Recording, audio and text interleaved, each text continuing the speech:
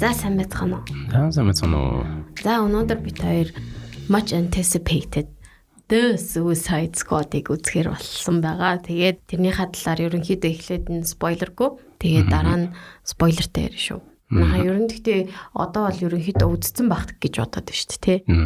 Угаасаа кино театруудаар үзэх боломжгүй болохоор бүгдээрээ л pirate-лцсан баг л та, тий. Гүн шүү дээ, бүгдээрээ л HBO Max-аар үзэж байгаа. Тийм байна. За тэгэхээр ер нь бол киног бол бүгд мэдж байгаа. Өнгөрсөн удаа Suicide Squad гэдэг кино гарсан. Тэрэнд нь үзэгчдийн дунд бас нэлээд шүүмжлэлтэй зөндөө олон асуудлууд гарч ирсэн. Тэгээд дахиад хийгдсэн. Гэхдээ энэ нь тэрнээсээ үргэлжлэлч юм шиг, хүүч юм шиг дахиад ч юм шиг. Ерөөсөө үргэлжлэл юм шиг гэдэг санагдуулж байгаа юм нь болохоор нэг кино болгонд эхнээсээ эхлэхээр нэг reboot-лэхээр нэг тайлбар ордог шүү дээ. Тэрнгүүгээр зүгээр шууд явахсан болохоор аюу гоё юмсан. Тий. Тэгээд өмнөх киноны зарим жүжигчд нь яг тухайн дүрээ бүтээгээд эргэж ирсэн. Тэгэхээр ерөөхдөө бараг үргэлжлэл гэж ойлгож болно. Тий. Гэхдээ this is the Suicide Squad. Тий. Тийм нэртэй байгаа. Тэгээд энэ удаа бол James Gunn найруулагчаар нь ажилласан. Чи хэлжсэн шүү дээ. Ерөөхдөө DC Marvel шиг кино хийхийг хүсээд Marvel-ийн найруулагчийг авчираа тавьчихсан юм шиг. Тийм. Спойлергүйгээр одоохондоо ярьж байгаа болохоор би бүр наривчлан ярьж чадахгүй байгаа даа л да. За спойлертэй ревю авахаар ерөнхийдөө яг юуг ажигласан тухайгаа ярих юм. Тэгээд энэ дугаар дээр ерөнхийдөө юу болов? Юу ингэдэг юу болчиход тэгээ юу болоогүй тий. Юу нь болохгүй энэ киноны яг ямар асуудал байв гэдгийг бас аль талаас нь ярих гэж бодож байна тий. Жохон дэлгэрэнгүй чашаа ерөөхдөө жоохон өөрсдөө сэтгэлээ хуваалцах гэж бодчих. За спойлер руу орохоос өмнө ерөнхийдөө нэг сэтгэлээ хуваалцахад миний хувьд тийм муу бол кино байгаагүй. Ерөөсөө 95% нь би бол сэтгэл хангалуун байсан. Яг уу энэ тэнд нэг жоохон яагаад тэгсэн бол гэж бодсон зүйлүүд байсан ч гэсэн ерөнхийдөө нөгөө нэг анх Guardians of the Galaxy гарахад надад бас амар таалагдчихсэн байхгүй юу. Тэгээ энэ хүний яг энэ James Gunn-ы яг энэ хийж байгаа зүйлүүд нь бол амар дэжгүй гоё яваад байдаг. Тэгээд яг энэ Suicide Squad-ийн хувьд болохоор харцангууд яг тэрэн шигэ байлгах гэж биш арай өөр талаас нь хийсэн нь бол мэдэгдэжсэн. Тэгтэл өөрийнхөө нэг спиннийг бол оруулсан байлээ. Тэгээд киноны хувьд бол маш дэжгүй кино. Ерөнхийдөө Suicide Squad нь хичнээн ингээд одоо Justice League шиг биш гэдгийг айгүй гоёор ингээд тайлбарлсан. Тэгээ ерөнхийдөө character-уудын бүгдээр ингээд нэлээд сайн хөөрхөн задлж чадсан, санагдсан. Тэгээ ингээд character development ч гэсэн ерөнхийдөө сайн. Тэгээ ингээд бүх талаас ерөнхийдөө сайн кино болсон байлээ. За чамд ямар санагдсан? За миний хувьд бол нэг би амар хүлээлттэй байгаагүй. Гадуур бол хүлээлттэй амар хөөсөн. Дээрс нь James Gunn-ыг нэг найруулах чаг гэдэг хүмүүсийн донд хүлээлт нь илүү хүндэрсэн тийм юмуд нэлээд харагдчихсан өнгөрсөн хугацаанд тийм. Гэхдээ миний бодлоготой би тийм амар тэгж хүлээгээгүй. Дээрс нь ер нь Suicide Squad гэдэг хүмүүсийг сайн мэдгүй. Энэ дөрүүдийг сайн мэдгүй. Тэгээд өмнөх кинон дээр нь бас ерхий санааг нь заавал одоо нэг юм хүү юм шорон гариулж юм уу гэмт хэрэгтнүүд тийм нэг юм энэ дээр хэлдэг шүү дээ. Ялаас ч хөнгөлнө гэдэг тийм хүү санаа. За тэр санаа premise нь амар боломжийн. Тэгээд түрүүн нэг хальт хийсэн өмнөх киноны үргэлжлэл юм шиг биш юм шиг гэж яриад байгаагийнх нь нэг шалтгаанлах дээр Suicide Squad гэдэг нь ингээд зүгээр л энэ одоо дахиад нэг баг бүрдүүлээд дахиад нэг өөр даалгаварт нэг өөр хүмүүсийг явуулж байгаа тийм. Тэгээд Suicide Squad гэдэг чинь Justice League шиг юм шиг тийм Avenger шиг тийм тогтсон ингээд хідэн баатруудын нэгдэл биш. Энэ бол ингээд зүгээр нэг squad шүү дээ тийм. Тэр талаас нь харах юм бол их гоё premise-тэй. Тэгээд яг тэрэн дотроо бол маш гоё ажиллаж чадсан юм шиг санагдсан. Одоо нөгөө жижиг дөрүүдээр яаж тоглож болоод байна шүү дээ. Эзээ чи ингэ том дөрүүдээр ингэж хамаагүй наадаж болохгүй шүү дээ. Тийм. Яг үн тэрэн дээр айгүй ухаантай ажилласан юм шиг нэг бодлын хичнээн амар нэг юм тэнэг дайснууд байгаад байдаг. Тэгсэн хэрнээ яг энэ баг татруу ингээд амар сайн оруулсан. Тэгээд би бинтгээ ингээд интерактлж байгаа ч юм уу би бинтгээ хамтарч ажиллаж байгаа байдал нь ч гэсэн амар болоод байсанд нь баяртай байгаа. Хоорондоо яг хамтарч ажиллах хүмүүс нь хамтарч илүү гоё. Тэгсэн заримдаа дотор нөгөө зөрчил гардаг юм байгаа л. Энийг ингээд тэг уус эдгээр чинь зүгээр bunch of people-ыг ингээд нийлүүлээд squad-д гаргацсан гэдэг. Яг энэ ерөөхдөө юмнууд нь амар боломж юм байсан. Дээрээс нь энэ кино за ерхий үнэлгээгээр бол дундаж боломжийн таалагдсан их бүр амар өндөр биш ч гэсэн. Тэгээд тэрэнд бас нэг нөлөөсөн юм нь R rating байсан. Харин тий. кино R rating гэдгийг бас сонсогчдоос анхаарах хэрэгтэй. Нөгөө цус нууж үг хэллэг тий. Тэр тал дээр бол R rating кино байгаа. Тэгээ тэрийгээ гэхдээ R rating-хээр зарим кино ингээл хаамаг үүдэж тий. Биш яг энэ гэдэг on point яг тэрийг ингээд гоё тултал нь ашиглаж чадсан юм шиг. Хэрэглэх үедээ зөв газар айгу гоё хэрэгэлсэн. Нэг киноны туршид нэг F-bomb бол бараг л байхгүй дээ.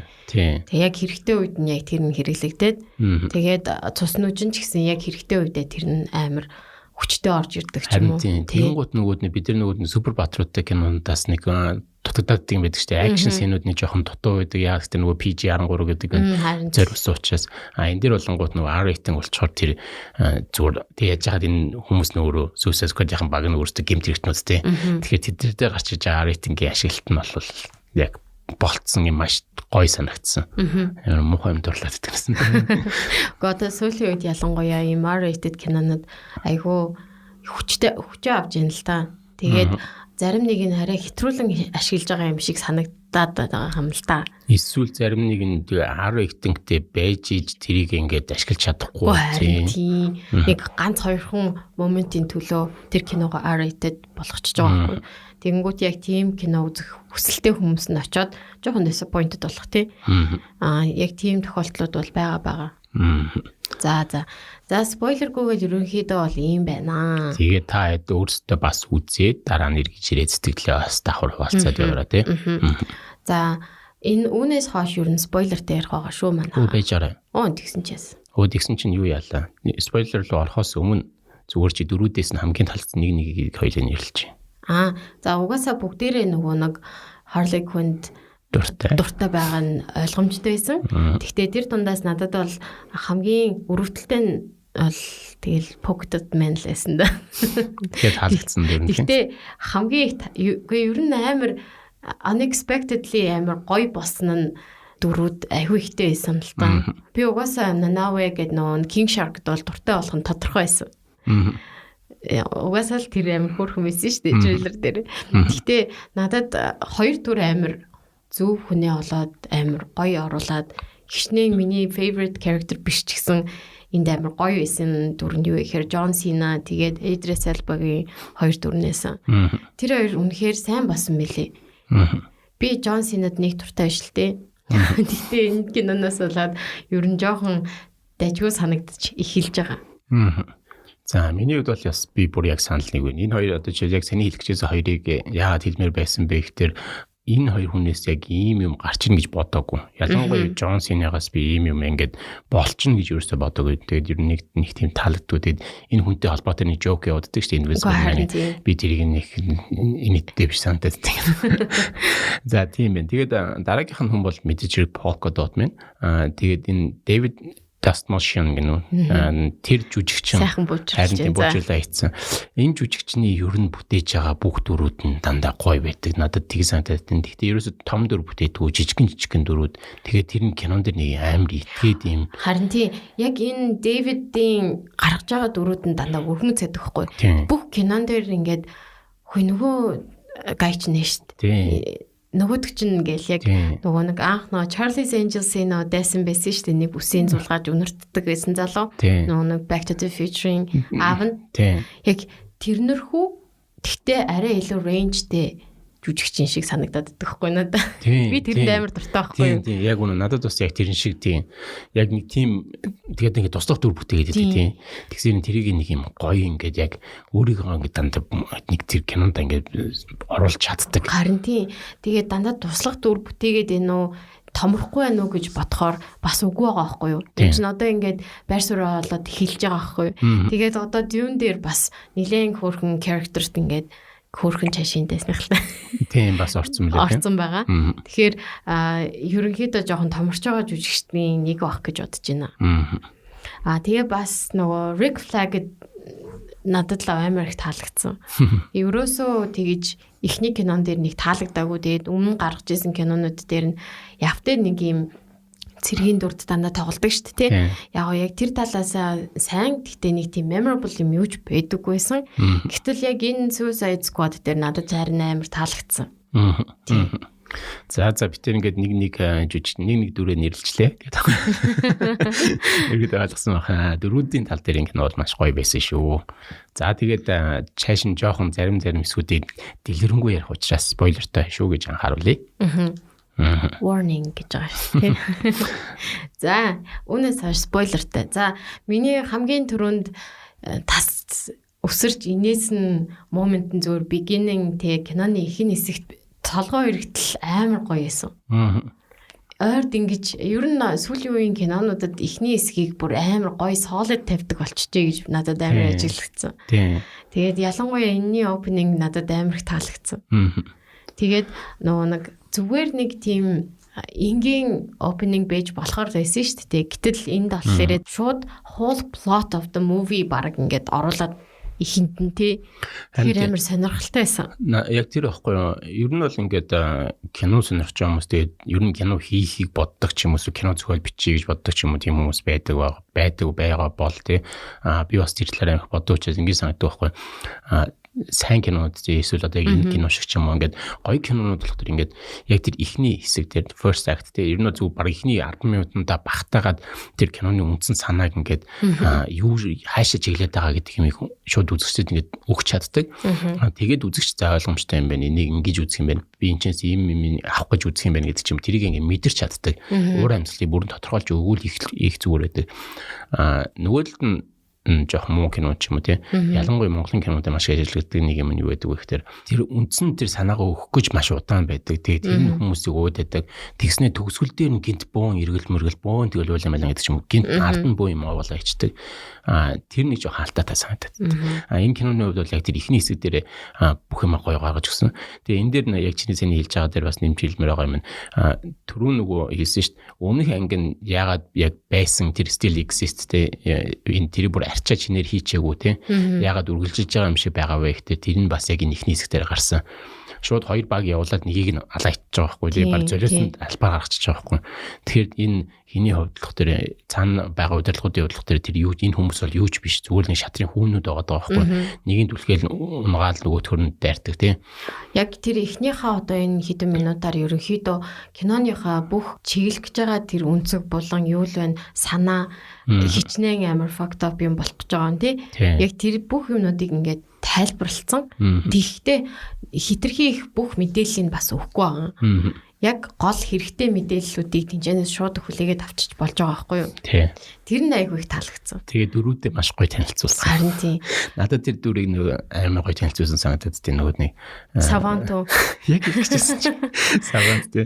Үгүй хамгийн гол нь тэрийг ерөөсө гол дүр юм шиг амар гаргасан байхгүй. Тэгээд хамгийн зөвүүн нь энэ маркетингаас нь хийсэн зүйл нь юу гэхээр нөгөө нэг энэ ихний акт дээр өгдөг дүрүүдийг амар гой постэр хийж өгөөд тэгээ ингээд танилцуулсан чинь энийг өстө харахандаа гоё доо гэж сууж исэн чи юу идэм бол гэж бодож исэн чинь шууд ихэндээ хүчээж бараг бүрэн гаргаж чадахгүйгээр өгчөж байгаа шүү дээ. Яг тэр байдал нь амар сонирхолтой байсан. Зүгээр л don't get attached гэсэн байсан шүү дээ. Харин тийм яг тэгжсэн. Яаж байгаа нөгөө Майкл Рукер тийм энэ жүжигчин ч өөрөө нөгөө юун тоглолтог Guardians of the Galaxy тоглолтог Джеймс Ганн дагуулж ирэнгуудаа бараг яг тэр шиг дүр тийм ингээ юм шийддэг. Яг тэр шиг дүр гаргаж ирэнгуудаа badass moment тэр аваачингуудаа ойрлуулаг үлгэж. Харин тийм амар зөв байгаа байхгүй юу? Тэр бол үнэхээр яг unexpected тэгээд тийм зөв момент байсан. Тэгээд ер нь тэр мөнхөө байдлаар ер нь бүх дөрүүдээ их гой танилцуулж ирсэн. Тэгээд хамгийн тэнэг чадвар нь аль нь гэдэг юм. Тэр алгаддаг залуу байсан. The TDK-гээ солиорсон чинь detachable key гэдэг лүү тийм. God тэр бүр үнэн мэдээлэл үү. Уул нь бол TV series дотроо хамгийн бас нэр хүндтэй явдаг жүжигчтэй нэг штэ. Жүжигчин нөө? Тийм. Харин тийм. Nathan Fillion гээд тэгээд айгүй гоё би хаатай энэ яг гоё залуу байхгүй юу? Тэгснээ амар хүчтэй юм шиг ингээл явж ийсэн авцсан алгацсан чи би бүр тэн дээр яг татаж өгчээсэн. Амар хоёр гар очингуудаа тэгээ юу ч хийж байгаа юм тэгснээ хамгийн нийт нөгөө гарлан бууцсан чи өөрөө тэр хойно жаглаад хөвтээд байдаг тийм. Харин тийм. Тэрнээс өмнө нэг whistle down гэдэг нээр инээдтэйсэн. Тэг хин ч энийг сэлтүүг нь мдээгүй мүү гэдэг живүүлээ ячдаг. Харин тийм.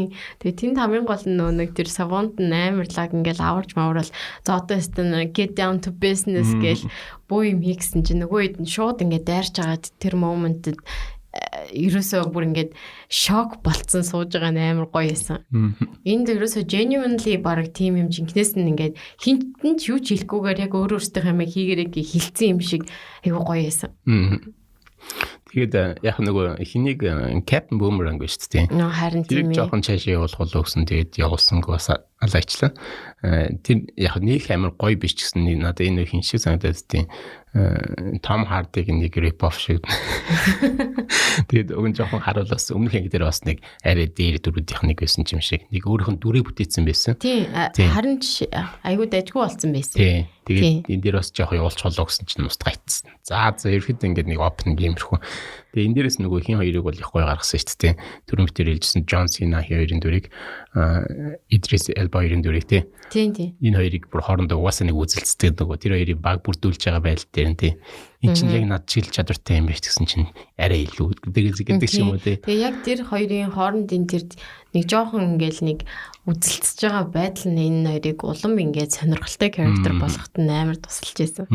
За тэгээд ерөнхийдөө хамгийн эхлээд нь хэлэх ёстой дүрүүдийн нэг нь болохоор надад бол Amanda Waller байхгүй юу? Миний all time favorite villain-уудын нэг ерөнхийдөө баг Amanda Waller байж магадгүй хаа. Ингээд мэдээж Joker-с aside main томуудынхаа хажууд жижиг лаг дайснуудын дунд бол Amanda Waller бол амар зөвүүн дүр байхгүй юу? Тэгээд тэрийг яг энэ хин Viola Davis амар гоё гаргасан байхгүй ихний кинонд. Тэгээд үргэлжлүүлж байгаа байдал нь ч гэсэн амар таалагдчихсан байхгүй. Яг тэр ихний акт дээр зүгээр stand down би одоо учрыг олно гэж ерөөсө та нар надад юу ч биш гэдгийг шууд ингээд establish хийгээд явж исэн байхгүй юу?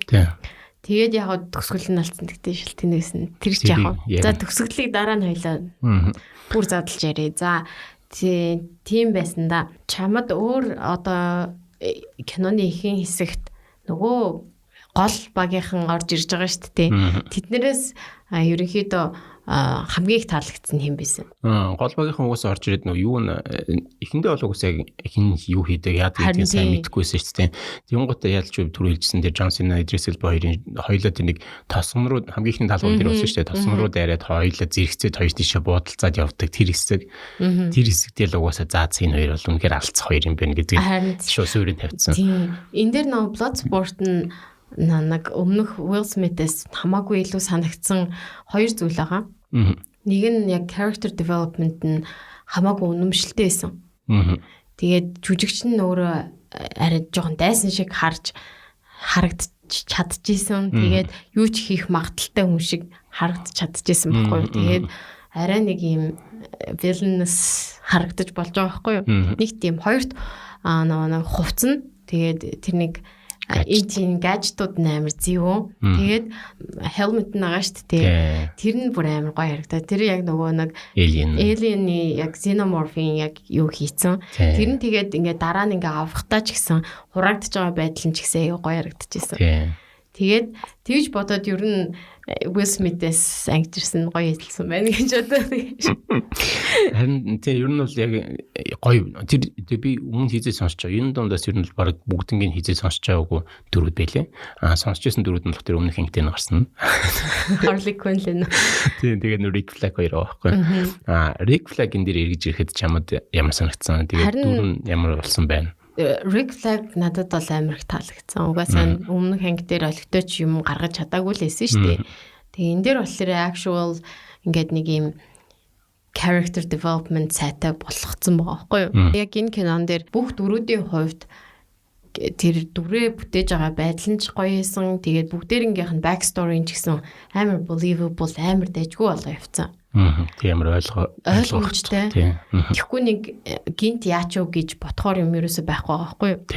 Тийм. Яг тэр талаараа үнэхээр яг дөрүүдээ ингээд шинээр танилцуулахдаа үнэхээр сайн байна даа л гэж бодсон. James Gunn-ыг. Тийм, James Gunn. За одоо ингээд James Gunn-ийн юмнууд руу бас давхар яриад явъя. James Gunn бол хинийг Guardians of the Galaxy-г найруулахад тэр дөрүүдийг бол баг хинч мэдэхгүй байсан. Тийм хинч мэдэхгүй. Жинхэнэ нөгөө hardcore comic fan-ууд нь л мэддэг байсан баг тийм. Бусд нь бол баг мэддэггүй байсан. Тим дөрүүдийг гаргаж ирээд тэгээд суурийн тавиад тэгээд танилцуулаад тэгээд киног амжилттай болгож чадсан. Энэ бол ялч Джеймс Ганны юм өөрийнх нь байсан тий. Тэгээд тэр юм энэ дээр бас маш сайн ашигласан санагдсан. Джеймс Ганн дахиад нэг хийдэг юм болох тэр юу байгаа штэ. Comedy тий. Тэр талаас нь энэ кинон дээр чамд хэр санагдав. Одоо ялангуяа ингээ opening acts дээр ингээ тэр чигт нь юу харуулж байгаа шүү дээ. Энэ уур амьсгалын тодорхойлохтой комедиг нь ямар хуу чиглэлтэй явахыг нь харуулсан шүү дээ. Тэгээ киноны турш тэр чиглэлээр барьж явсан. Тэр байдал нь чамд хүрч чадвуу. Comedy нь бол сайн байсан. Бүр нөгөө нэг Guardians of the Galaxy дээр эхний ангидын төгсгөл дээр нэг толгой ирмээр хачин юм байсан шүү дээ. Тэрнэрхүү биш одоо нөгөө R-rated болохоор нөгөө F-bombтэй болоод ирэхээр арай нэг юм solid joke шиг санагдаад байгаа байхгүй. Инээдтэй зүйлүүд нь хамаагүй өөр бууж ирээд тэгээ нөгөө нэг амар R-rated кино болохоор амар fucked up юмнууд хийж байгаа шүү дээ. Тэгэхээр яг тэр дунд гаргаж байгаа genuine тэрнийг нүүрний хувирал нь амар боломжийн болоод байгаа байхгүй. Тэнгүүд comedy нь болохоор энэ дээр бууж болоод байгаа байхгүй. Гэхдээ яг нэг ганц хоёр моментэд л жоохон хэтрүүлэгтэй санагдчихсэн. Тэгээ яг угаасаа тий ингээд King Shark гэдэг ч юм уу, Ratcatcher 2 тэ нэгч биш хоёр нь гэдэг ч юм ингээд угаасаа анханасаа тэр comedy establish болцсон байсан болохоор энийг өргөжлүүлээд ингээд жоохон ингээд хэтрүүлэхэд бол харьцангуй гайгүй байгаа даа байхгүй юу? Бодсноос гайгүй байсан. Би одоо бүр хэтрүүлж хөдөө гэж бүр амар их айжсэн байхгүй юу? Тийм, яг миний хувьд бас яг айжсэн юмнууд нэг нь тэгээ Джеймс Ганн гэдэг хүмүүсийг баярлаад байхад надад таалаад нэг давталж хүлээхгүй байсан шалтгаануудынх нь нэг нь тэр байхгүй юу? Анх ингээл нэг хүмүүсийн ил тийзер нөгөө behind the scene фотонуудын тэндээс гаргаж ирэл тавиадсан шүү дээ. Тэр бүр амар сонь дөрүүд нь яж хамгийн ихний тимийнх нь эдрийнх нь хувцснуудыг гаргаж ирэл тэр нь бүр ингээд комик бүр хитрхи комик тэгээд тэтгий өнгөлөг байгаал энэ юу хийгээд байгаа юм бол тэгээд яж хаа нөгөө Джеймс Ганны ягаад дургу байгаа шалтгаан нь Guardians of the Galaxy нэгийг тийм гоё тавьчаад хоёрдугаар ангийг нь бүр комедиг нь бүр хэтрүүлэн шахаад тэгээд тэр нь ерөөс явахгүй байгаад хахад шахаад исэн. Яг тэр юм хийчихвээ гэдэг тийм айц байсан. Хамгийн түрүүнд тийм айц байсан л да. Би угаасаа нэг амар look forward болоогүйсэн. Гэхдээ энэ киноноос ганц би хүлээж исэн юм нь ерөнхийдөө Harley Quinn-ийг л яах бол гэж айгүйх бодож исэн байхгүй юу? Одоо эн чинь ерөнхийдөө шинээр орж ирж байгаа энэ DC кинонд дундаас баг well known character болоод байна шүү дээ тий. Бараг бүгдээрнгийнх нь мэддэг дүр нь Margot Robbie-гоор л Harley Quinn-ийг төсөөлөхөөр болох үз болоод ирчихэж байгаа шүү дээ тий. Тэгээ өөрийнхөө кинон дээр ч гэсэн яг кинон сайн биш байсан ч гэсэн өөрөө Harley Quinn бол үнэхээр сайн байсан шүү дээ. Тэгээ яг тийм believable character байсан болохоор энэ кинон дээрээс ер нь Harley-г ер нь харна гэж бодож исэн. Гэтэл тэрнээс илүү тэр Harley-г гоё болгож чадаад тэгээд бусад дүрүүдийг ч гэсэн гоё болгосон болохоор би бол happy байна л да. Надад бол энэ кино гоё л байсан. Гэхдээ мэдээж эрэг тэгэл hardcore фанууд яадаг үлээ. Заавал нэг өөсөө айдаг шүү дээ. Тэр бол тэгээд төгсгөл хэсэгт нь байсан учраас хараахан ярих болоог байх шиг байна. Тэгээд сонсож байгаа хүмүүсээс өөрсдийнхээ сэтгэлийг бас сайн хуваалцаарай. Битээр дутуу ярьж байгаа эсвэл буруу ярьж байгаа юмнууд өөрсдөө санал нийлж байгаа тий. Сэтгэлээ хуваалцсан ч чинь тайд юм чи коммент битээр дандаа уншиж байгаа шүү. Жохоо аим шиг хэлж үү яаж үг. Харж байгаа шүү гэж. За энэчнээс би бас нэг нэмж хэлмээр байгаа. Harley дээр нэмж хэлмээр байгаа зүйл нь юу гэхээр Harley-гийн тэр нөгөө нэг escape sequence гэдэг шүү дээ. Яг тэр чигээрээ маш гоё байсан. Тэрийг ерөөсөө миний бүр яг хүлээгээд исэн яг team character-аас хүлээж исэн зүйлийг бүр ингээд аюу гоё өгсөн байхгүй. Зөв шууд хэлээ. Тийм за хэлж. Манайхан Black Widow санаж байгаа юм. Black Widow тий анх Iron Man дээр гарахтаа хэдхэн секунд хэдхэн минутанд амар memorable байж чадсан шүү дээ. Шууд ингээд толгойд буухаар тэр гоё хөдөлгөөнүүдийг хийгээд тэгээд дээрэс нь hot байж болоод тэгээд байраас байж болохыг ингээд бүгдээр ингээд гоё харуулсан байсан шүү дээ. Гэтэл өөрийнхөө кинон дээр гол дүрмж байж чадахгүй ганцхан ч удаа айтайхан тийм тулааны хэсэг байгаагүй байхгүй юу? Тэрэнд нь бүр одоо хүртэл ингээд уур урээд байгаа байхгүй юу? Гэтэл энэ ч нөгөө нэг дайснууд дундаас Harley Quinn-ийг гаргаж ирээд яг тэр секвенсийг надад өгчөж байгаа байхгүй юу? Тийм яг нэг хүсчихсэн тийм. Яг миний хүсчихсэн зүйлийг өгсөнд нь би бүр амар баяртай. Тэгээ яг нэг хойно нь ингээл нэг цэцэг жимс дэлгэрээлэлэгдэж штэ. Тэрийг би ойлгохдоо яг өөрийнхөө ертөнцийн чинь жоохон psychopath штэ.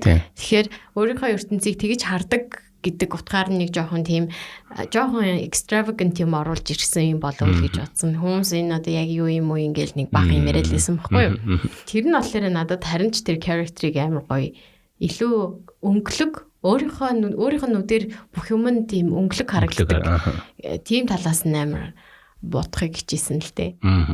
Харин тийм надад ч мөр амар санал нэг яг үзэж явах үед яг тэгж бодож ирсэн. Дөнгөс сайхан гарсан trained assassin тий. Бүр насаараа тийм trained болсон тийм хүмүүсийн тулаанд дундаас яг Margot Robbie-ийн тэгээд чи сая хэллээ шүү дээ psychopath тий. Ийм дүрийн гарч байгаа тулааныг тэндээс хараагүй гэж бодохоор амар харамсалмаар байсан. Энэ дээр бол тэгээд тултал нь хийж чадсан. Яг тэр нэг хэсэг тэгээд нөгөө гоё юм ингээд нэг одоо жишээл яг editing дээр үүдэг шүү дээ. Ингээд нэг хитрхи ингээд jump cut-ууд хийгээд байхгүй тэр нэгээд уусаж одоо нэг хүний тогтож харж болох юмнуудыг харуулж чадаад тэгээд мэдээж шаардлагатай эсвэл тэр jump cut-ууд нь орж байгаа. Тэгэж яг ингэж хийж өгч байгаа нь тэрийг тэр sequence-ийг ингээд бүхэлд нь амар гоё болгож өгсөн юм санагдав. Харин тийм. Ялангуяа тэр нөгөө нэг жадаа олцоод тэгээ шууд үсрээд ингээ яаж байгаа нь тэр бүр гойсон. Тийм. Яг ингээд үнэхээр Margot Robbie гэдэг энэ жүжигчинг бол одоо Harley Quinn-д тоглох гэж хатвэрсэн гэдэг шиг. Одоо яг нэг ингэж өөртөө establish болсон жүжигчтэй байж тээ нэг дүрээр. Энэ бол яг одоо энэ хүнийг өөр хүнээр орлуулахад амар хэцүү болж эхэлж байгаа байхгүй. Тэгэхэд эн чинь дөнгөж туслах дүр шүү дээ. Комик дээрэж одоо ерөөхдөө нэг юм жижиг дүр шүү дээ. Ингээд тэгтэл одоо ингээд кино ертөнцтэй ийм том ингээд ач холбогдолтой гэх нь хаашаа нөгөө fan favorite тийм том дүр болж байгаа. Яа. Одоо салхад одоо дараад нь өөр хэнийг дуулуулна гэдэг хэцүү болно доо. Харин азар Margot Robbie залуух юм да тий. Тийм гайгүй явж ин тий. Дахиад 1 2 3 кино бол явчих واخ гэж бодож байна. Яг ингээд яг нэг хүмүүсийн хайртай дуртай дүрүүдийг авч үлдэж энэ кинон дээр үргэлжлүүлж байгаа байдлууд нь хэр гоё.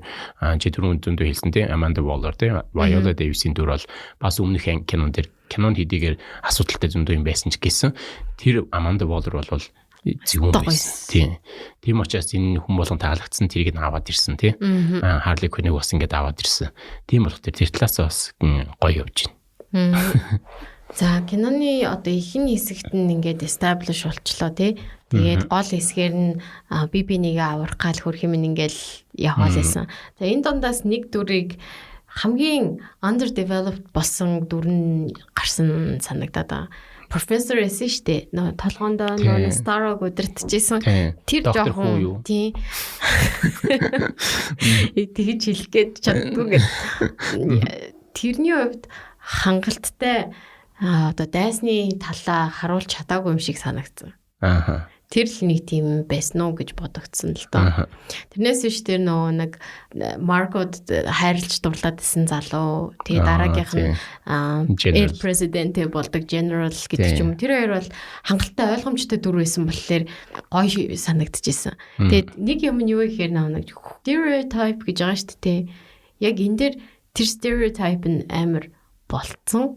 Тэнгүүт яг нэг тийм тэр хоёрыг ингээд шууд ингээд цаанаас нь ингээд мэддэг юм шиг санагдаа явцсан. Тэгэхээр тэр хоёрт нэг амар сүртэй background information өгөх ямар ч шаардлагагүйгээр тэгэл мэдээлэл өгөх шаардлагагүйгээр зөв шууд тэр хоёрыг тиймэр нь хүлээж авахд амар амархан байсан юм санагдаад байгаа.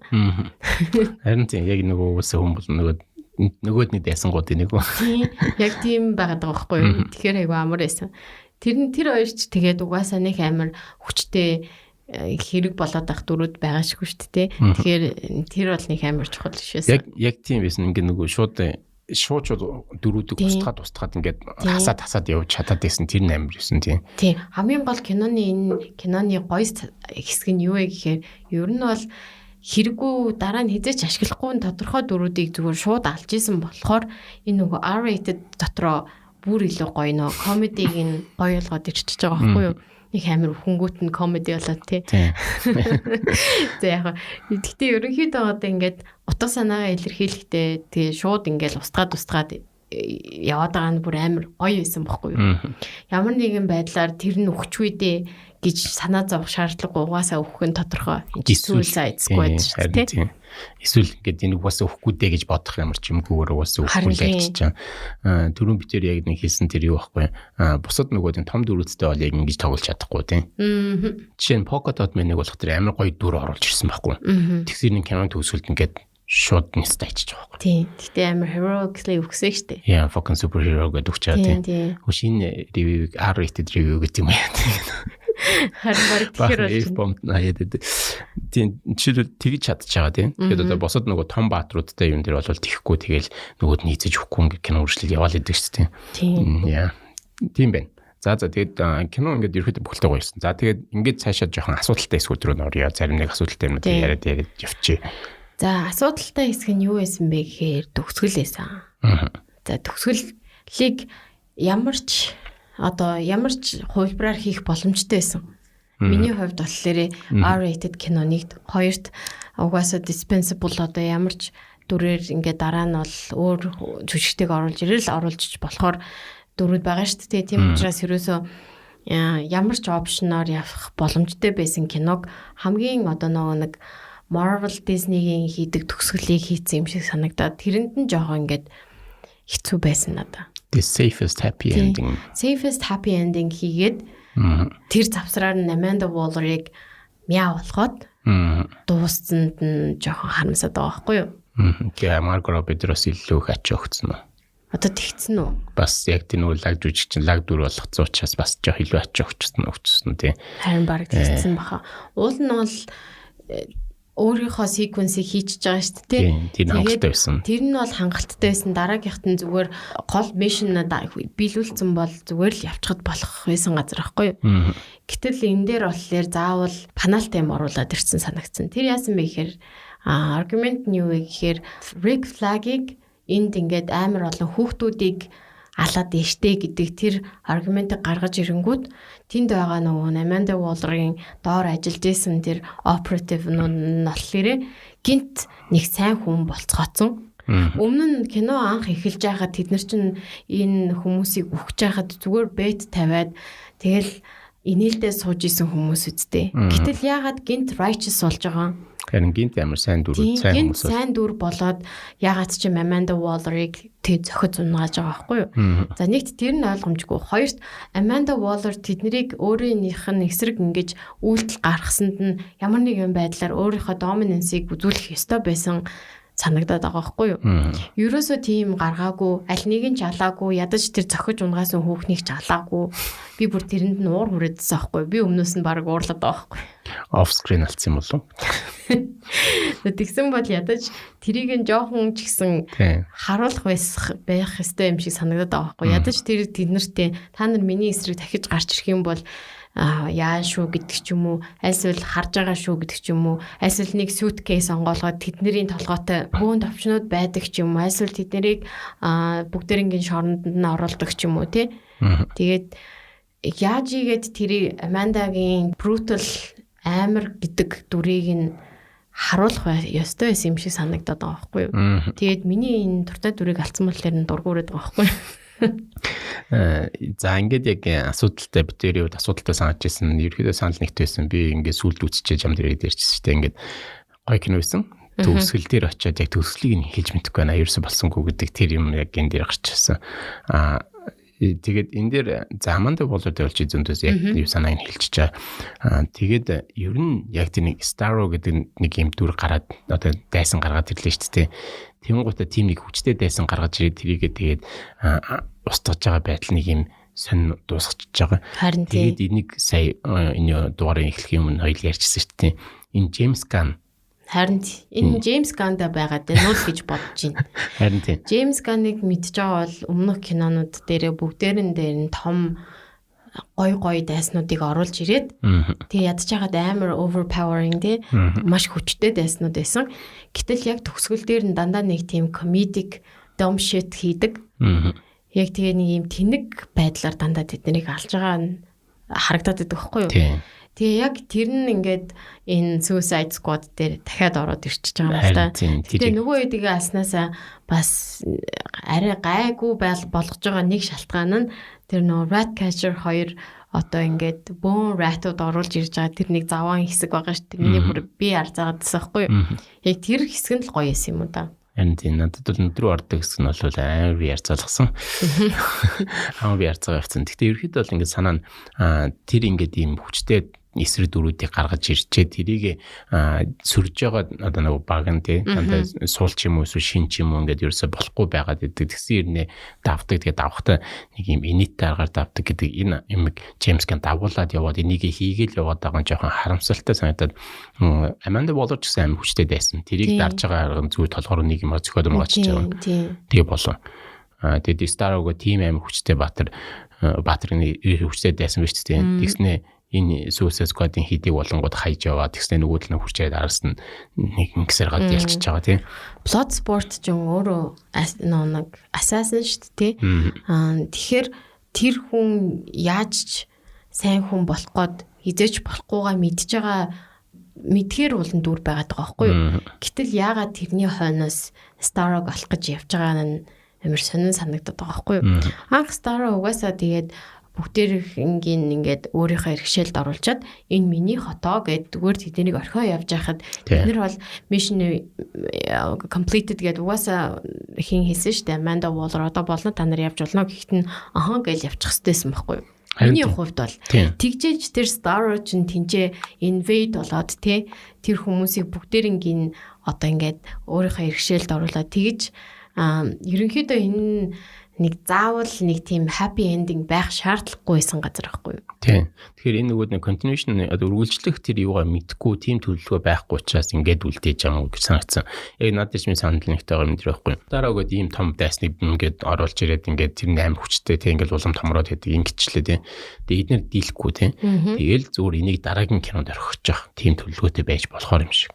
Тэгэл дараагийн кинон дээр нөгөө big guys орж ирээд яа тийм нэг Супермен үл яа тийм нэг лазертал дуусчихлаа л та тийм. Тэгээд дараагийн киног нэхлүүлж болно шүү дээ тийм. Why not яагаад ингээд нэг иймэрхүү байдлаар ингээд яахгүй заавал hero болох гээд байгаа шалтгааныг би ойлгохгүй байхгүй. Тийм.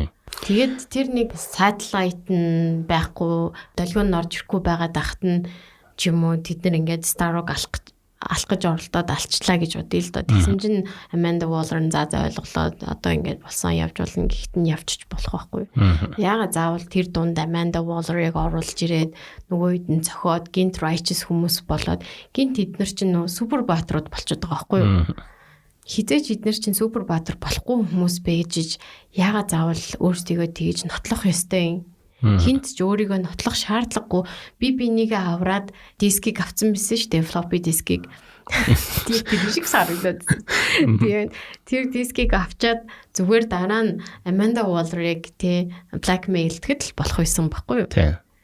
Тэнд ерөөсөө ямар ч юм хийсэн. Тэгэл яадын тэр альсвал бүр тэгж эсрэгцэж байхад нь нөгөө нэг Ratcatcher ч юм уу King Shark Nanaue 2 ч юм уу ингээд авардаг ч юм уу. Тэр хоёр л ерөнхийдөө ингэж righteous байх гэдээсэн шүү дээ.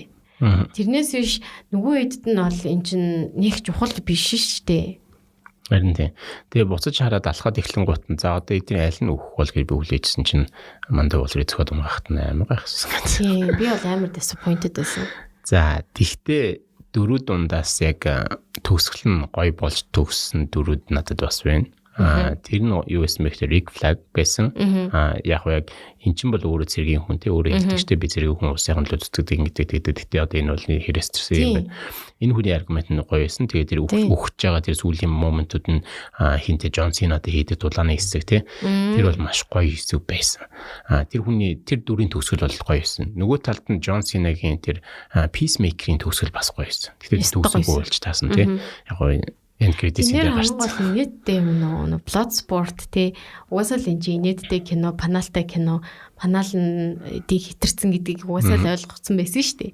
Тэрийг аль хэдийн establish болсон болохоор тэр дээрээс давхар нэгээр бууж ирж байгаа нь өөрөө инээдтэй. Тэгсэн хэрнээ нөгөө superhero landing гэж ярьдаг шүү дээ. Яг тэрийг хийгээл тэгэл яг тэр хоёрын нэг үзэлдэх гэдээсэн моментиг өчөж байгаа байхгүй юу? Тэр нь амар гоё байсан. Тийм. Тэгээд яг Peacemaker өөрийнх нь тэр анхнаасаа явж ирсэн өөрийнх нь тэр дүрийнх нь арк шүү дээ.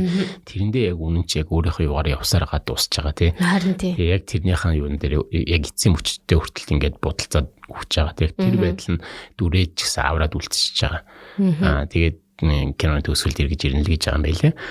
It's okay тий. Эргэж иж болно. Яг тэ хоолойных нь хальж үргэл өнгөрсөн шүү дээ. XM дээр бол тэгэхээр эргэж иж болно. Polka Dot Man бас төгсгөл нь боломжийн. Угаасаа дүр нь өөрөө амар damaged. Амар хэцүү дүр байсан. Угаасаа mentally өрөвдөлттэй дүрсэн л та. Тэр угаасаа өөрийгөө нотлох гэж л явж исэн юм шиг санагдаад байгаа. Тэгээ угаасаа л үхийг л гэж бодож явсан шүү дээ. Заалгуур юм. Үхчихсэн л гэж яриадсан шүү дээ. Заалгуур эхлэхэд л. Тэгэхээр тэр дүрийн хувьд бол бас ингээд угаасаа энэ чайш навч явахд ч гэсэн хэцүү дүр учраас тэр хүн төгсгөл бас ямар тааж үзсэн. Тийм. За энэ дундаас хамгийн одоо хүн амьтны сэтгэлийг хөдөлгөөд байгаа дүр үлдсэн шүү дээ. Ratcatcher 2 гээд угаасаа Sebastian гээд тэр харах нь гарч ирэхтэй л амар игдүүтэйсэн шүү дээ. Бүгдээрнтэй амар хамгийн social character нэсэн тий сайн гэж яваад байдаг.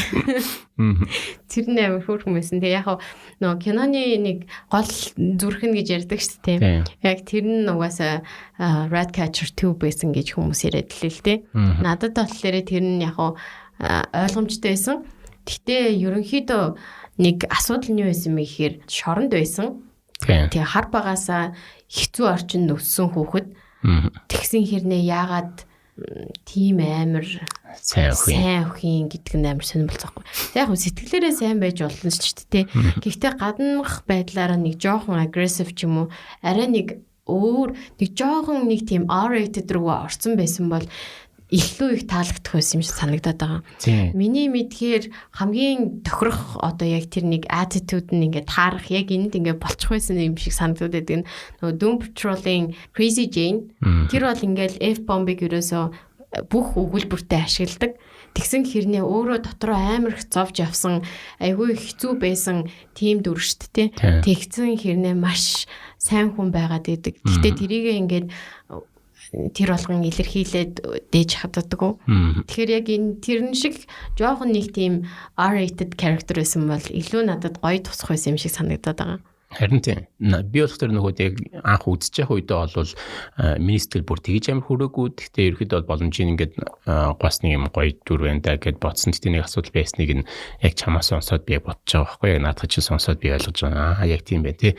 Асуудал нь тэндээ байсан мэн. Яг тэр чинь ийм тийм орчиноос ирсэн хүн ихтэй сайн хүн байсан ч гэсэн өнгөн дээр тэр хүн чинь тэр орчиндөө уусч харин тийм байхгүй. Тийм илэрхийлэмжтэй болцсон байдаг тий болдог. Уусаа бид нар өөрсдөө ч амьдрал дээр амьдарч байгаа орчиндөө тохиолдоод эсвэл найз нөхдөд хүрээллээс хамаарат янз бүр болдог ч тий. Тэгэхэд энэ зүгээр л стил бүх цаг хугацаанд амар nice хүмүүс яаж аваад шоронд орцсон гэмээр л болчихж байгаа байхгүй юу. Тэгэхээр амар нэг тийм жоохон нэг юм авцалдахгүй байгаа сэтгэл төрөөдсөн аахгүй. Гэтэл Nanaue болохоор нөгөө King Shark болохоор сайн мууг ялгаж чадахгүй өөрт нь найз байхгүй.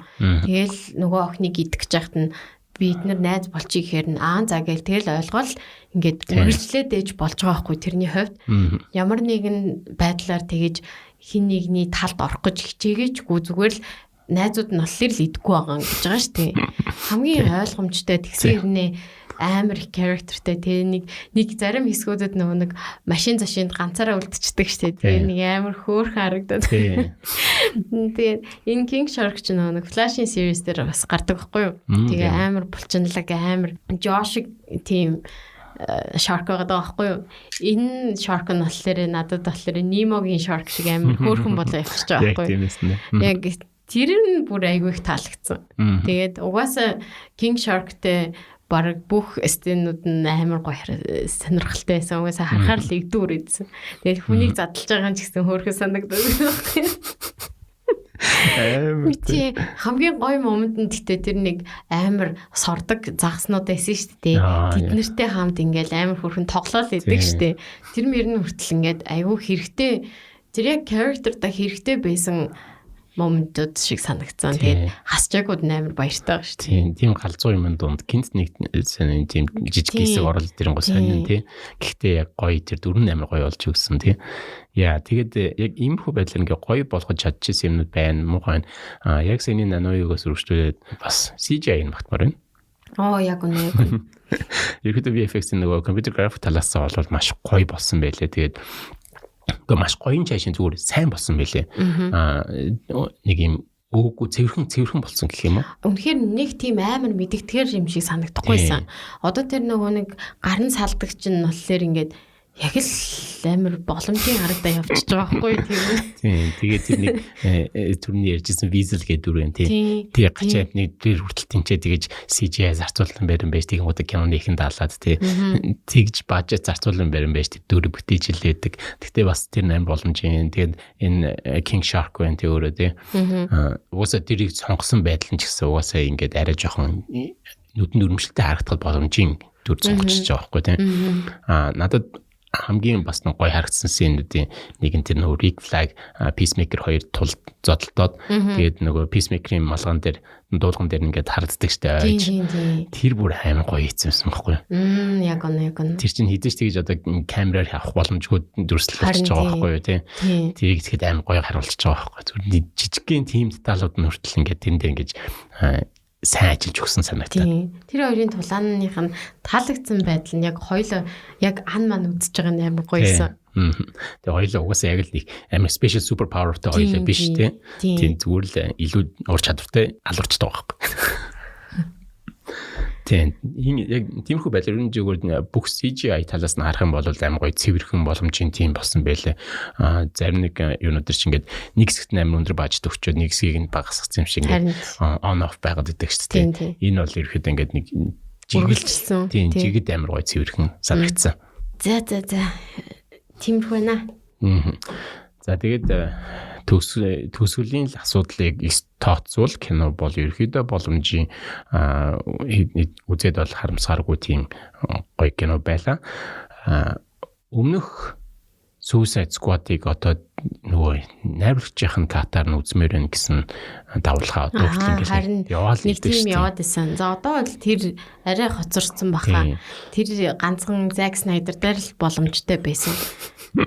Тэгээд тэрий чин фэнүүд нь хичнээн олон жил дагаж ээж гаргасан зүйл шүү дээ. Тэрнээс биш David Ayer-ыг бол харъя гэж нэг хүн яриаггүй. Энэ Rick Flag бичсэн тий. Тийм, Air-cut-ыг юу яагээд юм яригадаад байгаа. Тэр гэхдээ бас хичнээн сайжруулаад ерөхий нэг юугаа одоо давхгүй болов. Миний хувьд бол өмнөх Suicide Squad тийм муу байсан санагдааг байхгүй. Надад өнгө тон нь бол таалагдчихсэн. Яг тэрний нэг оруулж иржсэн нэг хөөрхөн humor эсэн шүү дээ. Нэг тэнд нэг хөөрхөн humorтэй.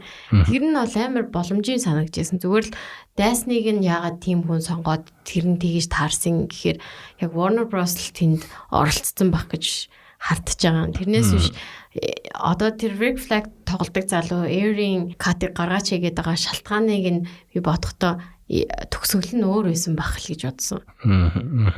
Айсвал өөр нэг дайсантай байсан л ах. Тэрнээс биш нэг тийм өөрчлөгдсөн юм бол байхгүй бахаа л гэж бодож байна. Гэтэ уул нь бол өмнөх Suicide Squad нэг тийм амар shittiest бол байгаагүй л юм шиг санагддаг. Яг төгсгөл нь тэр чигээрээ бас алдсан л гэхээс биш. Ерөнхийдөө талаас их хувь нь айгүй дайггүй явжсэн санагдсан байхгүй. Тэгээд зарим нэг зураг авалтынх нь шийдлүүд нь ч гэсэн надад амар их таалагдчихсэн. Тийм. За тэгээд надад бас нэг одоо энэ ерөн Suicide Squad гэдэг имхүү кинон дээр нэг таалагдсан зүгээр бас нэг юм нэг ихтэй жижиг дөрүүд, жижиг баатрууд, жижиг одоо юм юмуд тий. Эдрийг ингээд гоё жижиг киног бас ингээ гоё хийж болж байна. Заавал ингээл нөгөө нэг universe болохол ингээ нэг амар холбоол ингээд одоо жишээл энэ ингээд амар гоё stand alone ингээ киногоор байж болж байгаа байхгүй тий. Заавал нөгөө Justice League-тэй холбогдохгүйгээр яг дундуур нэг ганц нэ Superman-ийг дурдсан шүү тий. Superman-ийг бараг л command оруулсан шүү дээ гэдэг ч юм.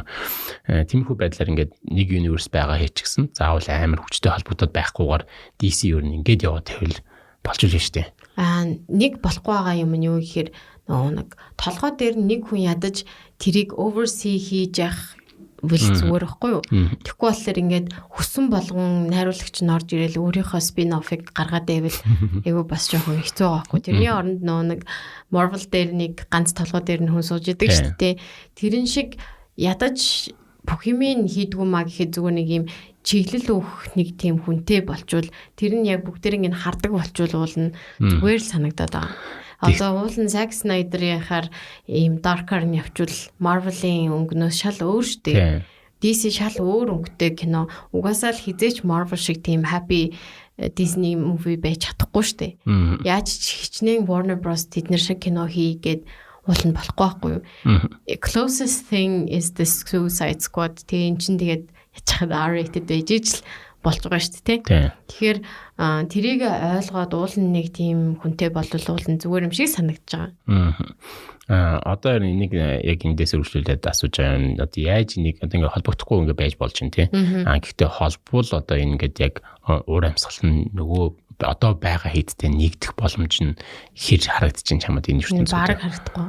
Би ерөөсөө бити нийлээсэй л гэж бодож байна. Зүгээр л иймэр байхтаа л болох байхгүй юу? Одоо яг нь сүүлд гарсан хэний кино, Aquaman кино, Shazam кино гэдэг ч юм уу эдгээр нэг жоохон өнгөлөг эдгээр нэг юм одоо энэ уур амьсгал руу ингэж чиглээд байна шүү дээ.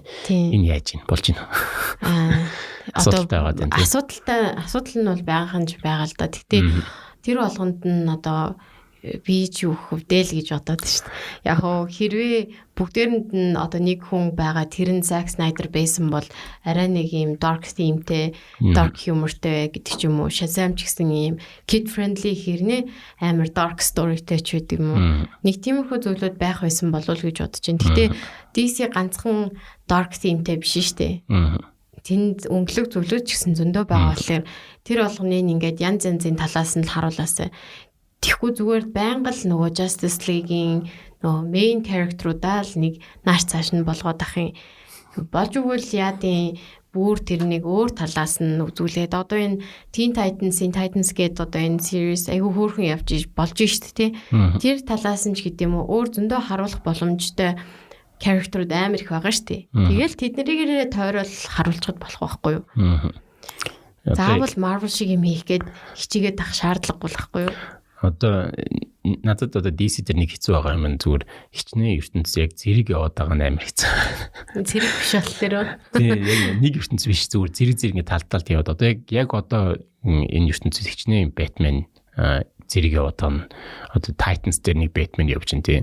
Тэгээд Batfleck байна тэгснэ Pattinson-ийн бас одоо юу нэг гарч ирэх гэж тий. Ингээ 3 Batman л миний мэдж байгаа яг одоо нэг цаг үед нэг дор ингээ хитэн гарахаар болсон шүү дээ. Хитэн бас нөгөө Flash дээр ингээ 4 Batman тэгвэл нэг цаг дор ингээ байж байгаа байхгүй. Окей, I get it, it's multiverse but тэгэхгүй одоо нөгөө талд нөгөө Disney-ийг харах дээр нөгөө Disney-ийн хийж байгаа юм одоо бүр нөгөө өөрсдөө хийгээгүй нь одоо бүгдийн шууд энэ манай ертөнц бишгээ хас чарын гуйтай яг үндснийг яваа бүтээгээ яваад байгаа нь амарч байгаа юм шиг санагдав. Нэг яг ойлгомжтой байхын тулд тэр нь амар айтайхан л баг л та. Тийм үзэгч талаас нь тийм. Гэхдээ DC дээр зүгээр заавал тийм хөнгөө байлаа гэхэд өөрөөсдийнхөө кино ингээ хийгээд явхад заавал нийлүүлэхгүй байсандаа ч зүгээр дээ. Тийм. Ямар нэгэн байдлаар тэр director-ийн vision хийж байгаа бүх зүйлүүд нь орж болоод тэр character гэдэг зүйл зөвхөн комик дээр байх биш жинхэнэ одоо ингээ CGI хөгжчихсэн ийм гоё үед бол бүх төрлийн баатруудыг л гаргаж ирээд бүх төрлийн CGI-аар ингээ тоглоосай л гэж бодож шít. Тэрнээс биш заавал нэг юм Batman хийгээд чи заавал Joker оруулаад гачээ гэж юм ерөөсөө гуугааг байгаа штэ. Тэгэхээр аль болох өөр character-уудын ч гэсэн ингээд судлаад тий илүү гой дүрүүдийг гаргаж ирээсэ CGI-ийг ингээд тултал нь ашиглаад гой юм тулаантай хэсгүүд гаргаасаа гэж л бодож байна шүү дээ. Нөгөө DC-ийн нөгөө animated universe нэмэр гоё хоорондоо холбогдоод ингээд гоё яваад идэг болох тэр нэг тийм. Тэгэл дургуй хөрхээр нь тэгэл reboot-лж байл. Тий. Яг нэг cycle-тэй ингээл яваал reboot-лэгдээл ингээл яваал гэд тэр нэмэр айтайхан санагдав. За нэлээд юм болсон болоог ярьчлаа.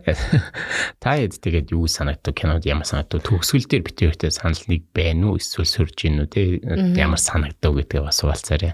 Яг нь төгсгөлийг зүгээр үнэхээр nitpick хийж байгаа юм л да. Яг нь нэг тийм муухай төгсгөл бол байгаагүй. Гэтэ хитрхи нөгөө нэг аз жаргалтай төгсгөл болчвол гэж зүгээр санагдсанаас биш Suicide Squad юм чинь муухай төгсгөлтэй байсан ч зүгээр штэ. Гэж л бодсон юм. Тэгээ shit happened болоо тэгээд ер нь бол тийм тийх байхгүй юу? Shit happened бол хайж болох газар байхгүй юу? Тэрэн дээр л ерөнхийдөө асуудалтай байгаas ш. Ер нь киноны хувьд бол сайн болсон гоё кино лээ. Yeah. За ингээд дуусгая да тэгэхгүй бол ингээд үргэлжлээл энэ. Одоо нөгөө нэг ингээл гээл ахгүй. Бас энийг их тийм ярих тийм юм аа гэдэг. За ингээд дуусгахгүй л болохгүй нэ. За дараа уулзлаа баяр таа. Баяр таа.